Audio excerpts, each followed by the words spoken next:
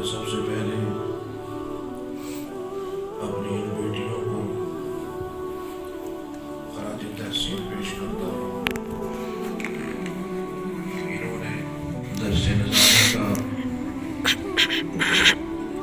6 سالہ نصاب مکمل کیا اور اللہ رب العزت نے آج انہیں یہ اعزاز اور شرف عطا کیا کہ یہ بخاری شریف جو اصح الکتاب بعد کتاب اللہ ہے اس کی آخری حدیث پڑھ رہی ہے۔ میں ادارے کے محتمم برائے مکرم حضرت مولانا مفتی جمیل صاحب کو، معلمات کو اور اس ادارہ کے معاونین کو دل کی گہرائیوں سے مبارکباد پیش کرتا ہوں کہ اللہ رب العزت نے آپ کی مساعی جمیلہ کو شرف قبولیت سے نوازا اور اللہ رب العزت نے اس ادارے کو اس علاقے کے لیے خیر و برکت کا ذریعہ بنایا۔ اللہ وحدہ لا شریک ہماری بیٹیوں کو کتاب و سنت کے علوم سے مزین کر کے پوری دنیا کے لیے اور خاص کر کے اس شہر اور اس علاقے کے لیے آنے والی نسلوں کے لیے ہدایت کا ذریعہ بنائے۔ بلند آواز سے آمین۔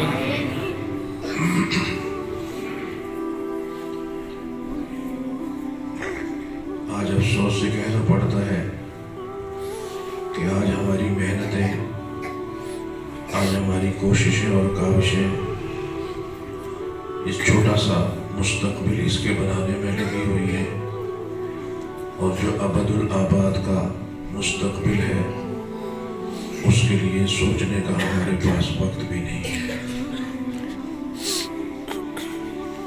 یہاں پہ کتنا عرصہ لینا ہے؟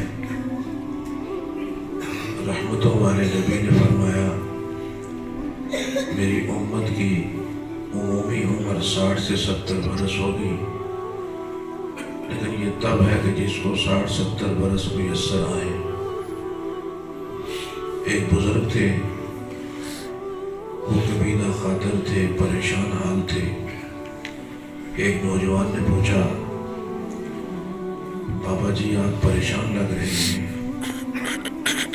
تو بزرگ کہنے لگے میں پریشان کیسے نہ ہوں، میں پریشان کیسے نہ ہوں، میری سحر ہو چکی ہے، نہ جانے میری زندگی کا چراغ کس وقت گل ہو رہا ہے۔ تو پریشان ہونا تو فطرتاً ہے۔ تو وہ نوجوان بھی عارف تھا، کہنے لگا بزرگوں آپ بڑے نصیبوں والے ہو کہ اللہ رب العزت نے آپ کو سحر نصیب کی، ہم تو چراغ مغرب ہیں، ڈر ہے کہ کہیں مغرب کے وقت ہی بجھا نہ دیے جائیں، اس لیے کوئی پتہ نہیں کہ کس کی باری کب آ رہی ہے۔ اس اجتماع میں کتنی بہنیں، کتنی بیٹیاں، کتنے بھائی، کتنے بزرگ تشریف فرما ہے اور ایک لمبی امید کے ساتھ، ایک لمبی خواہش کے ساتھ، لیکن دوسری طرف بازاروں میں ان کے کفن آ چکے ہوتے ہیں۔ اس لیے آج ہم اپنی بیٹی کو سب کچھ پڑھاتے ہیں اور اگر اسے نہیں پڑھاتے تو قرآن و حدیث نہیں پڑھاتے۔ آج اس کا اہتمام بہت کم کر ہے، جن میں یہ کیا جاتا ہے، لیکن جہاں پر آسودگی ہے، جہاں پر اسباب ہے، وہاں پر بیٹیوں کو قرآن و حدیث پڑھانا अल-अयाज़ु बिल्लाह, वो अपने लिए कहीं तौहीन समझते हैं। अल्लाह वहदहु ला शरीक हम सब को माफ़ फरमाए। मेरे काबिल एहतराम दोस्तों, मेरी बहनों, एक वो वक़्त था जिस वक़्त इस उम्मत को उरूज था, और आज एक वो वक्त है जब इस उम्मत को ज़वाल है। जब उरूज था तो वो उरूज कैसे मिला? हारून रशीद के बारे में आता है कि उसने अपने बेटे के लिए किसी शहजादी के इंतखाब के बारे में सोचा, तो अब घर घर से पता करना मुनासिब न था, तो उसने एक तजवीज़ निकाली कि बगदाद में जिन घरों में हाफिज़ा बेटियां मौजूद हैं, हाफिज़ा बेटियां मौजूद हैं, वो आज मगरिब के बाद अपने घरों के ताकचों में, खिड़कियों में चिराग जला के रखेंगी। अस्हाब सियर ने लिखा कि उस दिन मगरिब के बाद सारा बगदाद जगमगा रहा था, इसलिए कि हर घर के अंदर हाफिज़ा बेटी मौजूद थी। अब जाहिर है इतनी हाफिज़ात हैं, तो उन्होंने दूसरे दिन ये कहा कि वो बेटियां जिनको मुअत्ता इमाम मालिक याद है, वो बेटियां जिनको मुअत्ता इमाम मालिक याद है, वो अपने घरों को चिराग आज रोशन करें। तो अस्हाब सियर ने लिखा कि निसफ बगदाद में आज भी चिराग जल रहे थे। सुभान अल्लाह। तो आज बेटियां या बेटे तो दूर की बात, किसी बड़े से बड़े मुहद्दिस से पूछे, उसको भी मुअत्ता इमाम मालिक याद नहीं है। तो ये उम्मत के उरूज का वक्त था, ये उम्मत के इन्हितात और ज़वाल का वक्त है। इस ज़वाल के वक्त में जिन लोगों ने इस शमा इलाही को थाम रखा है, वो मुबारकबाद के मुस्तहिक है। अल्लाह वहदहु ला शरीक उनकी इन मेहनतों को, उनकी इन कुर्बानियों को कबूल व मंजूर फरमाए। बुलंद आवाज़ आमीन। मेरे बहुत ही काबिल एहतराम बुजुर्गों, मेरी अजीज तालिबात, आपके सामने जो किताब खुली हुई है, जिसका आज आप आखिरी सबक ले रही हैं, इसको अस्सहीह लिल बुखारी कहा जाता है। ये इमाम बुखारी रहमहुल्लाह ताला ने 6 लाख हदीसों से अखज़ करके 4000 मुकर्ररात को छोड़कर तो ये एक मजमूआ तैयार किया है। और इनमें ये मतलब नहीं कि जो हदीस बुखारी में नहीं वो हदीस सही नहीं, बल्कि ये है कि बुखारी में जो हदीस मौजूद है वो सही है, लेकिन इसका मतलब ये नहीं कि इसके अलावा कोई सही नहीं। इमाम बुखारी की अपनी शराइत है, उन शराइत पे जो हदीस नहीं आई, इमाम बुखारी ने उसे नहीं जिक्र किया, लिहाजा इसको अस्सहुल कुतुब। और ये ऐसे नहीं है, इमाम बुखारी अरबी नहीं है, इमाम बुखारी अजमी है, बुखारा उज़्बेकिस्तान के रहने वाले हैं। आपने तालीम हदीस के लिए बेशुमार असफार किए, 1000 से ज़्यादा आपके असातिज़ा और मशाइख हैं। आपने इक्तिसाब फैज़ किया और 16 साल के अरसे में आपने इस किताब को मुदव्वन किया।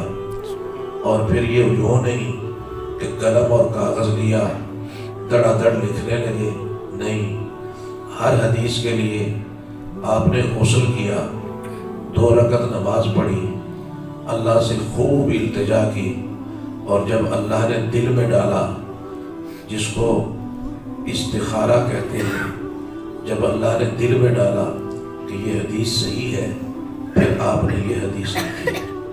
और जो हदीस आपने हरम शरीफ में लिखी, तो वहाँ آپ طواف کرتے ہیں پھر حدیث لکھتے ہیں، اور جب اس کے تراجم لکھے گئے تو وہ گنبد خضرا کی چھاؤں میں بیٹھ کر، روضہ رسول کے پہلو میں بیٹھ کر آپ اس کے تراجم مرتب کرتے ہیں۔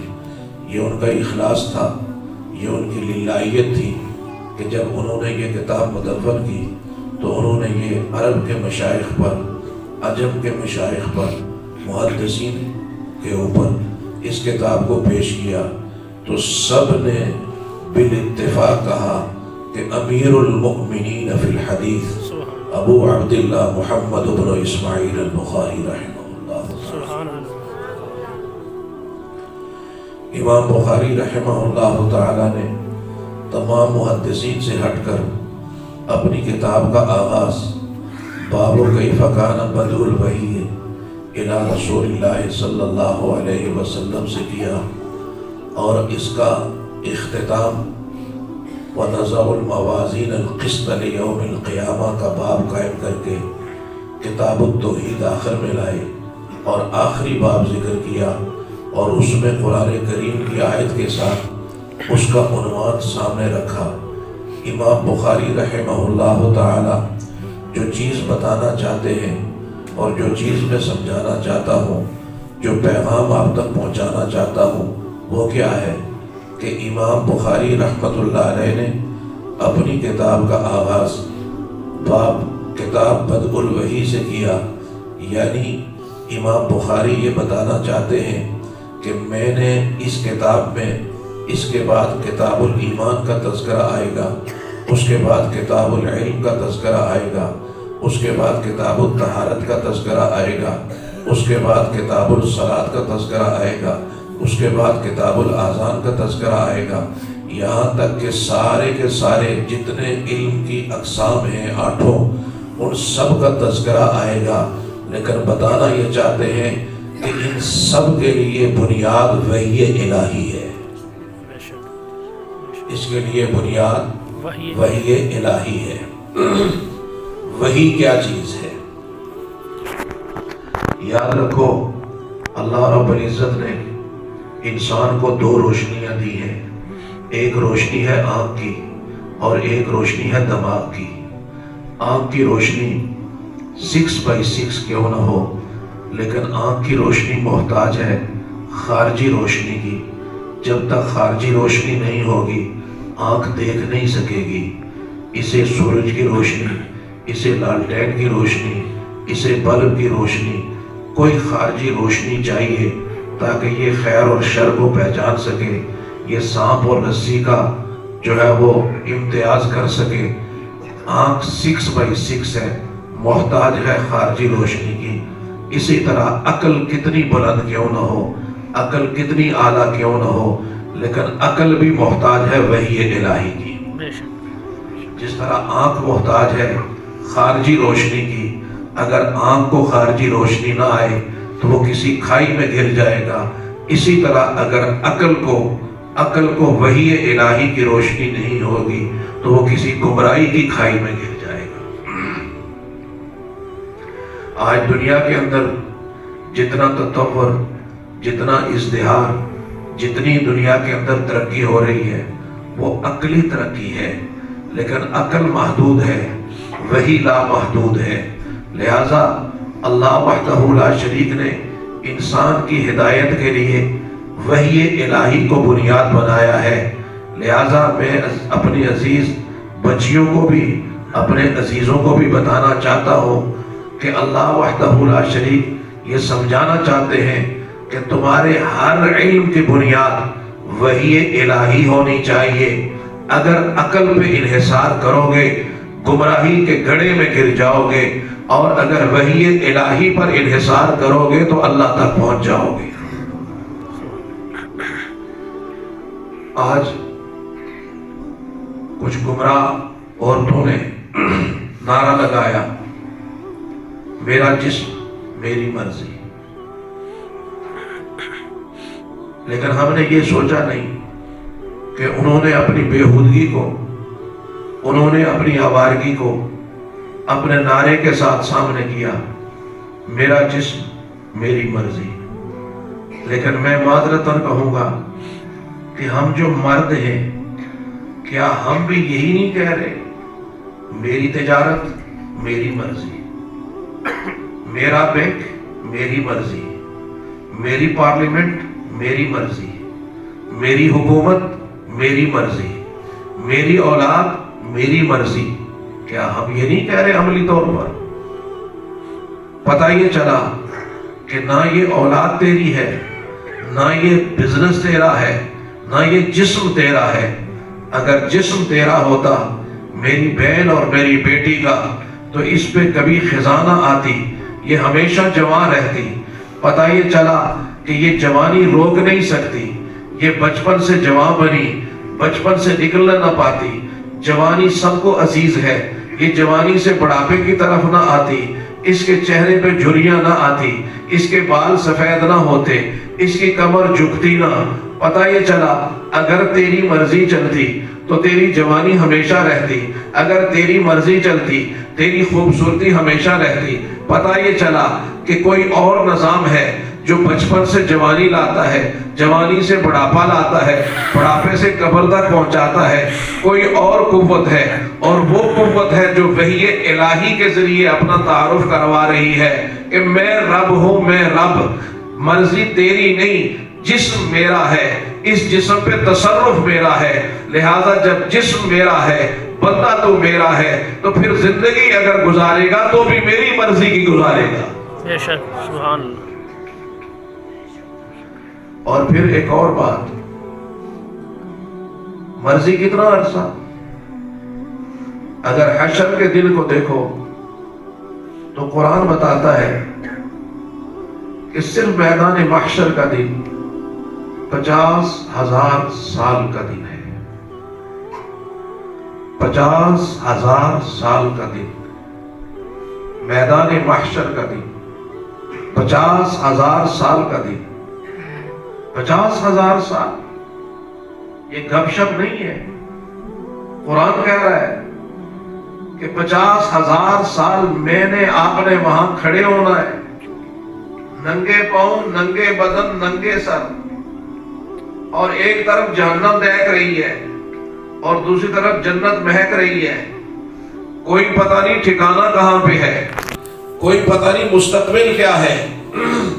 50,000 سال، اور اگر 50,000 سال کو اور پھر اس کے بعد جو جنت اور جہنم والی زندگی ہے، رحمتوں والے نبی نے فرمایا اگر زمین سے لے کر آسمان تک کی فضا دانوں سے بھر جائے، ایک پرندہ آئے 1000 سال کے بعد صرف ایک دانہ لے، فرمایا وہ لیتا رہے لیتا رہے، ایک وقت آئے گا وہ دانے ختم ہو جائیں گے لیکن جنتی اور جہنمی کی زندگی ختم نہیں ہوگی۔ اتنی طویل زندگی، تو گویا میدان محشر کی زندگی 50,000 سال، دنیا کی زندگی 60 سے 70 سال۔ اگر 60 سے 70 سال کی زندگی کو تقسیم کریں 50,000 پر تو یہ بنتے ہیں 2 سے 3 منٹ۔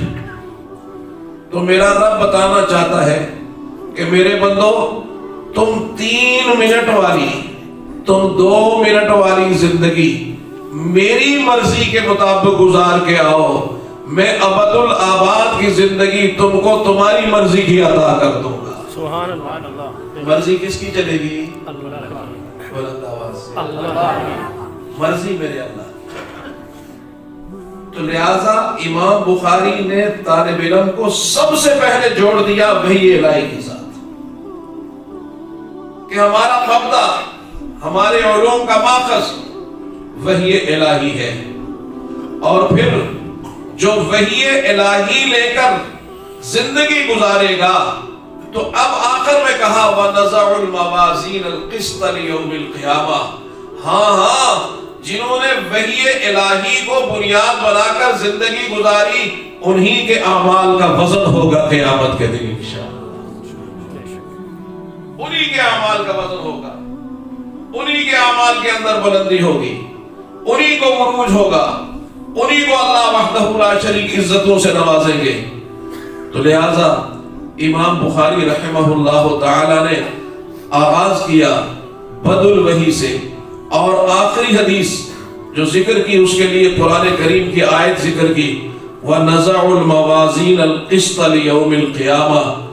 مطلب کیا ہوا؟ وَنَزَعُ الْمَوَازِينَ الْقِسْطَ، اللہ فرماتے ہیں رکھیں گے ہم میزان عدل کا قیامت کے دن، قیامت کے دن ہم عدل کا میزان رکھیں گے۔ موازین پتہ ہے آپ کو کہ میزان کی جمع ہے، تو اب مطلب کیا ہوا کہ ہم جو ہے وہ قیامت کے دن عدل کے بہت سارے ترازو رکھیں گے۔ تو بعض نے کہا ہم مختلف ترازو، کسی پہ نماز تولی جا رہی ہے، کسی پہ روزہ، کسی پہ فلاں، نہیں۔ جمہور نے کہا کہ نہیں، نزع الموازین، موازین جو جمع آئی ہے یہ تعظیما تفخیما، وہ ترازو اتنا بڑا ہوگا کہ اللہ نے اس کو جمع کے صیغے کے ساتھ استعمال کیا۔ کتنا بڑا ہوگا؟ سیدنا داؤد علیہ السلام خواب کی کیفیت میں ہے تو دیکھتے ہیں میدان محشر ہے، ترازو لگا ہوا ہے، تو فرمایا میں نے وہ ترازو دیکھا، وہ ترازو اتنا بڑا کہ ساتوں زمین ساتوں آسمان اس کے ایک کنارے پہ چھوٹے سے نظر آتے ہیں۔ تو کہنے لگے میں خواب کی حالت میں تڑپ اٹھا کہ پروردگار عالم اتنا بڑا ترازو، اتنی کسی کی نیکیاں اعمال ہو سکتے ہیں جو اس ترازو کو بھرے؟ اتنی نیکیاں کس کی ہوں گی؟ کس کی نیکیاں اتنی ہوں گی کہ جن نیکیوں کے صدقے یہ ترازو بھری جائے گی؟ تو اللہ وحدہ لا شریک نے فرمایا داؤد جب کوئی بندہ میری محبت میں ڈوب کر اخلاص کے ساتھ، للہیت کے ساتھ، اس کے پاس کوئی دولت نہیں، کوئی بڑا خزانہ نہیں، اس کے پاس صرف ایک کھجور ہے، ایک کھجور، صرف ایک کھجور ہے، اور اس ایک کھجور کو آدھا کرتا ہے، آدھا خود کھاتا ہے، آدھا میرے راستے میں دے دیتا ہے۔ اللہ فرماتے جب میں اس پہ نگاہ فضل ڈالتا ہوں، جب میں نگاہ کرم ڈالتا ہوں، تو بسا اوقات وہ آدھی کھجور اس کے ثواب کو اتنا بڑھا دیتا ہوں کہ اسی سے ترازو کو بھر دیا کرتا ہوں۔ سبحان اللہ۔ اخلاص کے ساتھ، للہیت کے ساتھ، لہذا فرمایا وَنَزَعُ الْمَوَازِينَ الْقِسْطَ لِيَوْمِ الْقِيَامَةِ، رکھیں گے ہم قیامت کے دن عدل کے ترازو۔ بھئی اللہ کو عدل کے ترازو رکھنے کی ضرورت کیا ہے؟ اللہ تو علیم بذات الصدور ہے، اللہ کو تو سب کچھ پتا ہے، بھئی اس کے یہ ہے، اس کو یہ ہے۔ ایک ہے عدل کرنا، ایک ہے عدل کرنا، اور ایک ہے عدل ہوتا ہوا نظر آنا۔ ایک ہے عدل ہوتا ہوا نظر آنا، تو گویا میرا رب یہ بتا رہا ہے کہ عدل ہونا الگ چیز ہے اور عدل نظر آنا الگ چیز ہے۔ تو لہذا قیامت کے دن ہم اس کو دنیا کو دکھائیں گے کہ ہم عدل کس طرح کرتے ہیں، اور یہ بھی دکھائیں گے کہ فضل کس طرح کرتے ہیں، عدل کس طرح کرتے ہیں اور فضل کس طرح کرتے ہیں۔ اور جب یہ ہے تو وہ مرحلہ کیا ہوگا جس مرحلے کی طرف قرآن کریم نے اشارہ کیا۔ اعوذ باللہ من الشیطان الرجیم، بسم اللہ الرحمن الرحیم۔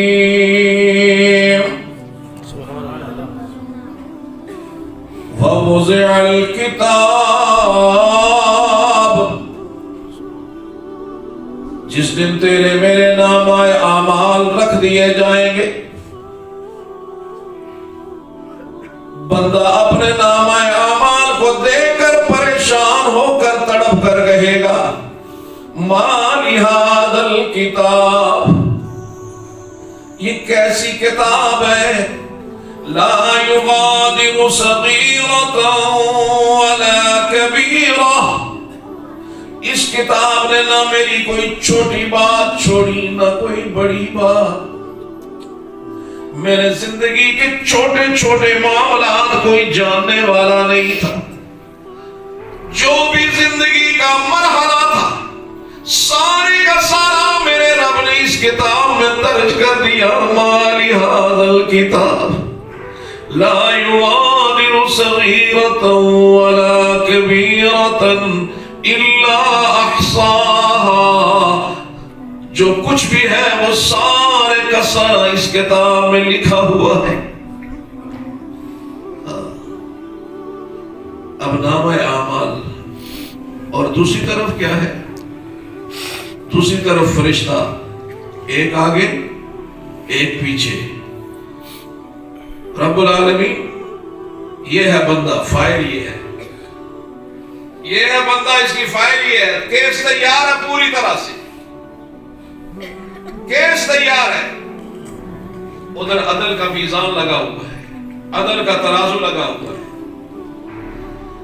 ہائے ہائے، وہ ایسی کیفیت، اللہ وحدہ لا شریک ہمارے ساتھ آسانی والا معاملہ فرمائے۔ تو فرمایا وَنَزَعُ الْمَوَازِينَ الْقِسْطَ لِيَوْمِ الْقِيَامَةِ، قیامت کے دن رکھیں گے ہم عدل کے ترازو۔ اب امام بخاری رحمت اللہ علیہ اگلی بات فرماتے ہیں اس بات کو مانتے ہوئے، وَأَنَّ أَعْمَالَ بَنِي آدم وَقَوْلَهُمْ يُؤْذَنُ، کہ بنو آدم کے اعمال اور ان کے اقوال تولے جائیں گے۔ اس لیے کہا کہ جہمیہ اور معتزلہ کا خیال تھا اس وقت کے گمراہ فرقے تھے کہ اعمال کیسے تولے جائیں گے، نماز کیسے تولی جائے گی، روزہ کیسے تولا جائے گا، ان کا تو وجود نہیں۔ امام بخاری رحمہ اللہ تعالی نے رد کیا کہ نہیں، اعمال بھی تولے جائیں گے، اقوال بھی تولے جائیں گے۔ اس وقت شاید یہ بات سمجھانے میں مشکل تھی، لیکن آج مشکل تو نہیں ہے۔ آج ہر چیز تول رہی ہے، آج ٹمپریچر تول رہا ہے، ہوا تول رہی ہے، بارش تول رہی ہے، آج درجہ حرارت تول رہا ہے۔ تو جہاں درجہ حرارت تول سکتا ہے، جہاں ہوا پانی تول سکتے ہیں، وہاں تیرے میرے اعمال کیسے نہیں تول سکتے؟ دوسری بات اس سے بھی اہم، میری بہنوں اس پہ تھوڑا غور کرنا، فرمایا ان اعمال بنی آدم وقولہم یؤذن، کہ اعمال بھی تولے جائیں گے، تمہاری بول بھی تولی جائے گی۔ یہ جو زبان چلتی ہے، اس زبان سے نکلنے والے جتنے کلمات ہیں یہ بھی تولے جائیں گے۔ آج ہمارے طلباء اور طالبات اس پر تو ہے کہ قسط ثلاثی مجرد ہے، مقسط ثلاثی مزید فی ہے، یہ کیسے آ گیا، پوری توجہ ادھر ہے، لیکن ادھر توجہ نہیں ہے کہ اقوال تولے جائیں گے۔ جو کچھ میں زندگی میں بولتا ہوں، دن بھر گالیاں دیتا ہوں، یہ تولی جائیں گی۔ میں دن بھر غیبت کرتا ہوں، یہ تولی جائے گی۔ میں دن بھر دوسرے کی برائی بیان کرتا ہوں، یہ تولی جائے گی۔ اور خاص کر کے جب ہماری بہنیں چند بیٹھ جائیں تو بالاسف شدید مردوں میں بھی ہے، لیکن خواتین میں یہ کہ جب 4-5 گٹھی ہو جائے تو کسی ایک کا پوسٹ مارٹم نہ کریں تو اس وقت تک مجلس ہی نہیں لگتی، اور پوسٹ مارٹم پھر ایسا کہ الامان والحفیظ۔ تو پتہ یہ چلا کہ اعمال بھی تولے جائیں گے، اقوال بھی تولے جائیں گے۔ تو لہذا بندہ بولے پہلے تولے پھر بولے کہ میری ہر بات تولی جائے گی۔ وہ ایک بادشاہ کا شہزادہ تھا نا، تو اس نے حدیث پڑھی اپنے اتالیق سے، من سمت نجا، کہ جو آدمی خاموش رہا اس نے نجات پائی۔ وہ گھر آ گیا خاموش، بات ہی نہیں کرتا۔ بادشاہ نے سوچا یہ بزرگ ہو گیا، بہت پہنچ گیا، بڑا اکرام شروع ہو گیا، اس کی خدمت شروع ہو گئی۔ تو ایک دن اس کو شکار کے لیے ساتھ لے گیا۔ تو اب یہ شکار کے لیے جب ساتھ لے کے گیا تو ایک جگہ سے گزرا بادشاہ، تو جھاڑیوں سے تیتر بولا، تو تیتر نے جو ہی آواز نکالی نا تو یہ رک گئے، تیر نکالا، تیتر کا شکار کیا۔ یہ چھوٹا شہزادہ کھل اٹھا، کہنے لگا صدق النبی صلی اللہ علیہ وسلم من صمت نجا، میرے محبوب نبی نے سچ فرمایا، جو خاموش رہا اس نے نجات پائی۔ اگر یہ تیتر نہ بولتا تو ہم آگے نکل جاتے، یہ بولا تو شکار ہو گیا۔ اب جب وہ بے اختیار بولا نا تو بادشاہ نے کہا اچھا اس کا مطلب ہے یہ بول سکتا ہے، میں نے سوچا کوئی زبان بند ہے اس کی بیٹے کی، اس کو اتنا کچھ ہم نے کہا اور یہ بول سکتا ہے اور یہ چپ بیٹھا ہوا مستی کرتا ہے۔ تو اس پہ اس نے اس کی پٹائی اور اس کو ڈانٹنا شروع کر دیا۔ تو اس نے پھر کہا صدق النبی صلی اللہ علیہ وسلم من صمت نجا، کہ میرے محبوب نبی نے سچ فرمایا، جو خاموش رہا نجات پائی۔ تیتر تو شکار ہو گیا تھا، میں چپ ٹھکانا رہنا تھا، ٹھیک سی نا، میں نے بولنے کی ضرورت سی۔ تو لہذا اقوال جو نکلتے ہیں ان کا خیال رکھا جائے۔ امام بخاری رحمۃ اللہ علیہ کی خاصیت ہے کہ جب کوئی نیا لفظ آ جائے، مشکل لفظ آ جائے تو اس کی وضاحت بھی کرتے ہیں۔ تو فرمایا وقال مجاہد، مجاہد مفسر قرآن ہے، اور یہ بھی آپ کو بتا دوں اپنی بیٹیوں کو، مجاہد کون ہے؟ مجاہد وہ مفسر قرآن ہے جس نے صحابہ کے سب سے بڑے مفسر قرآن سیدنا عبداللہ ابن عباس رضی اللہ تعالی عنہ سے ایک دفعہ نہیں 30 سال مکمل قرآن فہمی کے ساتھ قرآن پڑھا۔ سبحان اللہ، سبحان اللہ۔ ایک مرتبہ 30 سال ہم تو ایک دفعہ بخاری پڑھ کے تو بند کر کے الماری میں رکھ دیں گے، شیخ الکل ہے اور شیخ الحدیث ہے، درس میں کہیں بیٹھ گئے اور قرآن پاک کا ترجمہ کسی سے پڑھ لیا تو پھر تو طوفان بن گئے۔ لیکن مجاہد 30 سال قرآن کی تفسیر پڑھتا رہا عبداللہ ابن عباس رضی اللہ تعالیٰ عنہ سے، 30 سال، اور 30 سال کے بعد اللہ نے انہیں یہ مقام دیا کہ عبداللہ ابن عباس کے ہزاروں شاگرد تھے جنہوں نے ان سے قرآن پڑھا، تفسیر پڑھی۔ لیکن جب حضرت عبداللہ ابن عباس رضی اللہ تعالیٰ عنہ کا انتقال ہوا تو آپ کی مسند تدریس پر جو بندہ جلوہ گر ہوا وہ مجاہد تھا۔ سبحان اللہ، اللہ نے انہیں یہ اعزاز دیا۔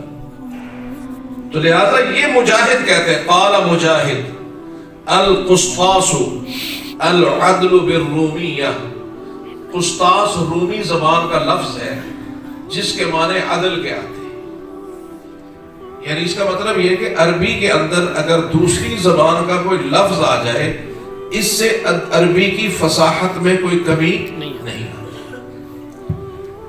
لہذا قسطاس کا مطلب ہے عدل، انصاف۔ اب اور آگے بات آ گئی، وَيُقَالْ الْقِسْطُ مصدر المقسط، قسط جو ہے ثلاثی مجرد سے ہے، مقسط ثلاثی مزید فی سے ہے۔ تو فرمایا یہ کہ قسط کے معنی تو ظالم کے آتے ہیں، ثلاثی مجرد میں جب یہ ہو تو اس کے معنی ظالم کے آتے ہیں، لیکن جب یہ ثلاثی مزید میں چلا جائے، مقسط بن جائے، تو اس کے معنی عدل کے آتے ہیں۔ اب اس میں بہت لمبی چوڑی توضیح کی گئی، مجھے ایک توضیح بڑی اچھی لگی کہ یہ قسط جو مصدر ہے یہ دونوں طرح سے آتا ہے، قسط بھی آتا ہے اور قسط بھی آتا ہے، بکسر القاف اور بفتح القاف۔ تو اگر قسط آتا ہے تو اس کے معنی جائر اور ظالم کے آتے ہیں، اور اگر قسط آتا ہے تو اس کے معنی عادل کے آتے ہیں، اگر یہ فتح کے ساتھ ہے۔ لیکن امام بخاری رحمہ اللہ تعالی نے یہاں ذکر کیا کہ القسط مصدر المقسط وهو العادل واما القاسط فهو الجائر. قاسط کے معنی جاہر کے آتے ہیں کہ قاسط کے معنی جاہر جو ہے وہ جائر کے آتے ہیں، جائر کے معنی ظالم کے ہیں. وبی قال حدثنا احمد بن اشکار قال حدثنا محمد بن فضيل عن عمارة بن القعقاع عن ابي زرعة عن ابي هريرة رضي الله تعالى عنه وعنهم اجمعين. امام بخاری رحمہ اللہ تعالی نے اس حدیث کو اس سے پہلے 2 یا 3 جگہ پہ ذکر کیا، لیکن اپنے اس استاد احمد ابن اشکاب کا وہاں تذکرہ نہیں کیا، باقی لوگوں سے اس حدیث کا ذکر کیا. اور یہاں پہ احمد ابن اشکاب کا تذکرہ اس لیے کیا کہ امام بخاری رحمہ اللہ تعالیٰ کے سنی میں بہت دقائق ہیں جن کو بعض اہل علم نے کوشش کی ہے لینے کی. کہ احمد ابن اشکاب ایک تو امام بخاری کے آخری اساتذہ میں تھے، اور ان سے جو آخری حدیث سنی وہ یہ حدیث تھی. تو گویا امام بخاری آخری حدیث ذکر کر رہے ہیں اور اپنے اس استاذ کا ذکر کر رہے ہیں جو ان کے آخری استاذ تھے، اور انہوں نے جو آخری حدیث سنائی اس کا تذکرہ کر رہے ہیں. قال حدثنا محمد بن فضيل عن عمارة بن القعقاع عن ابي زرعة عن ابي هريرة رضي الله تعالى عنه قال قال رسول الله صلی اللہ علیہ وسلم کہ نبی اکرم صلی اللہ علیہ وسلم نے فرمایا کلمتان حبیبتان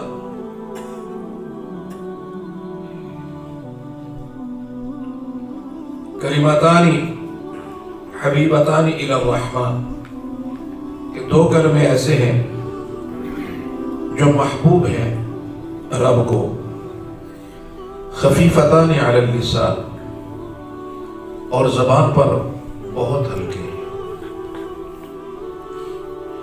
ثقیلتان فی المیزان، اور میزان پہ بہت بھاری ہے.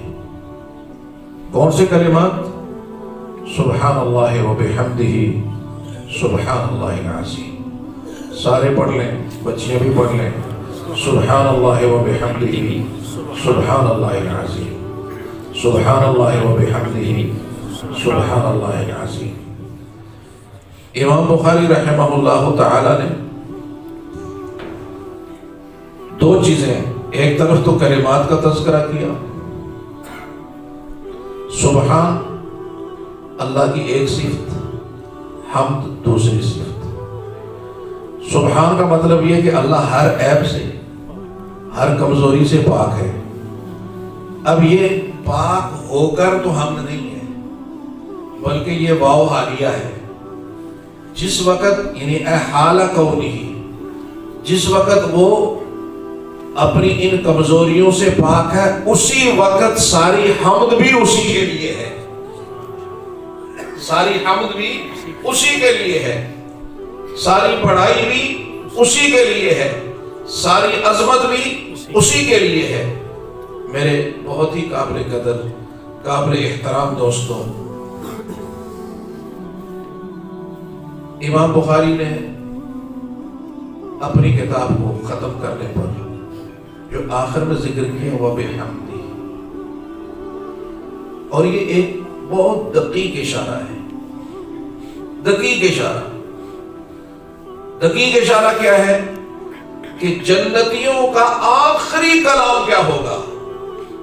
وآخر دعواہم ان الحمد للہ رب العالمین. وہ جنتی سب سے آخر میں جو بات کہے گا وہ اللہ کی حمد بیان کرے گا. اور امام بخاری رحمہ اللہ تعالی اپنی کتاب کے اختتام پر بھی اللہ کی حمد بیان کرتے ہوئے، اس کی کبریائی اور اس کی تسبیح بیان کرتے ہوئے اپنی اس کتاب کا اختتام فرماتے ہیں. اب اس میں کیا دقائق ہیں، اس میں کیا علوم ہیں، اگر ان پہ بات شروع کر دی جائے تو ایک بہت طویل وقت چاہیے. ہم پہلے سے تاخیر میں ہیں. اللہ وحدہ لا شریک ہمیں وحی الہی کے ساتھ جڑنے کی اور یہ جو پڑھا ہے اسے زندگی میں لانے کی توفیق عطا فرمائے. یاد رکھو میرے دوستو، جو شخص روزانہ سبحان اللہ و بحمدہ سبحان اللہ العظیم و بحمدہ استغفر اللہ یہ روزانہ 100 مرتبہ پڑھے گا، اللہ رب العزت اس کو ہمیشہ فقر سے محفوظ فرمائے۔ سبحان اللہ، سبحان اللہ و بحمدہ سبحان اللہ العظیم و بحمدہ استغفر۔ جو آدمی اس کو معمول بنائے گا، لہذا آج صرف ہم نے سبق نہیں پڑھنا، سبق ختم نہیں کرنا، بلکہ اپنی زندگی کا معمول بنانا ہے کہ ہماری زبان پہ اللہ کی تسبیح ہے۔ ہم نے اپنی زندگی کا معمول بنانا ہے کہ ہمیں جو بھی عقیدہ لینا ہے وہ وحی الہی سے لینا ہے۔ ہمیں عقیدہ بنانا ہے اس چیز کا کہ جو بھی عمل کرنا ہے اس کی رہنمائی وحی الہی سے لینی ہے۔ ہم نے آج اس کا فیصلہ کرنا ہے کہ آج میری زبان ہمیشہ تول کر بولے گی، وہ کسی کو تکلیف نہیں دے گی، میری زبان سے، میری بات سے، میری ذات سے کسی کو تکلیف نہیں ہوگی۔ اگر ہم نے ان چیزوں کا اہتمام کیا تو پھر اس کا مطلب ہے کہ بخاری کا فیض ہمارے اندر جاری ہوا۔ اور اگر محض الفاظ کی گردان، محض عبارت کی تصحیح اور درستگی پر ہم نے پوری محنت لگائی اور وہ کوئی چیز ہماری زندگی میں نہ آ سکی تو پھر یاد رکھو اس حدیث کو مستشرق بھی پڑھتے ہیں، اس حدیث کو بخاری کو آج آکسفورڈ کی یونیورسٹیوں میں بھی پڑھایا جاتا ہے، آج کیمبرج کی یونیورسٹیوں میں پڑھایا جاتا ہے، غیر مسلم بھی اسے پڑھتے ہیں۔ تو پتہ یہ چلا کہ صرف پڑھنے پڑھانے سے بخاری نہیں آیا کرتی، بخاری اپنے اعمال میں لانے کی وجہ سے آیا کرتی ہے۔ اللہ رب العزت ہمارے اس ادارے کو خوب ترقی عطا فرمائے اور اللہ اس کی بہاروں میں ہمیشہ اضافہ فرمائے۔ حضرت مولانا مفتی صاحب دامت برکاتہ جو اپنی خدمات سر انجام دے رہے ہیں، اللہ ان کی خدمات کو قبول و منظور فرمائے۔ جو معلمات جنہوں نے اس کی تدریس کی، اللہ رب العزت جو ہے ان کی اس تدریس کو عافیت کا، سلامتی کا معاملہ فرمائے۔